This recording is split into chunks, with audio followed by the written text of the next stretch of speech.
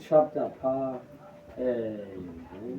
24, 20, verse 24. Chapter Chapter 6, 24. verse 16. Apha ke sithi isihloko imizekeliso chapter 24 verse 16. Sithi isihloko imizekeliso yeentlobo chapter 24 verse 16.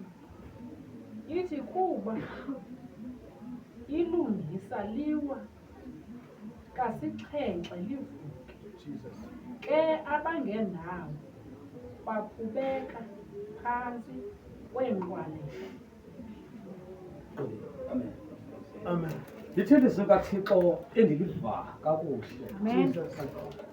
Ilungisa liwa kasixhenxe. Liphinde livuke. Hallelujah. Ilungisa likaThixo. Lithe lagamela uba ngaba ukholosa ngoThixo. Amen. Ukuwa kwakho endleleni uphinde uvuke uba unethembele ngoThixo. Amen. Iinkoleko zikhona endleleni, ilungisa likaThixo liwa kasixhenxe liphinde livuke. Amen. Uba lokwilungisa likaThixo linethemba, linokholo. Amen. Zikhona left and right zisibetha ingqwaleko. Kodwa uba unethemba elinguThixo, uwa kasixhenxe uphinde uvuke. Amen. Ungumntu kaThixo phela ithemba.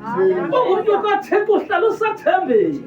Ungumntu kaThixo lonke ixesha uhamba nje unekholo, unethemba, unamandla ovuka. Xa uvuka usekuThixo, ndinethemba elinguThixo.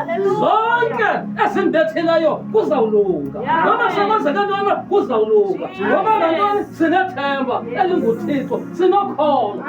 uThixo kukho umama kwakuthiwa nguHana. Awayehlekwa umama uPenina.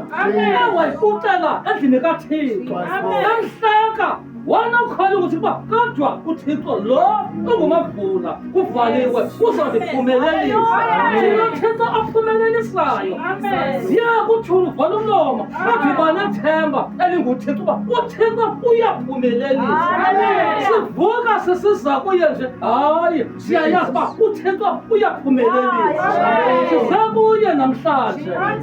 Ilungisa likaThixo liwa kasixhenxe alipheli mandla liphinde livuke libuye lithathe khona limdumise uThixo amkhoze uThixo. Xa silapha namhlanje size ngethemba ngokholo sizodumisa uThixo. Amen.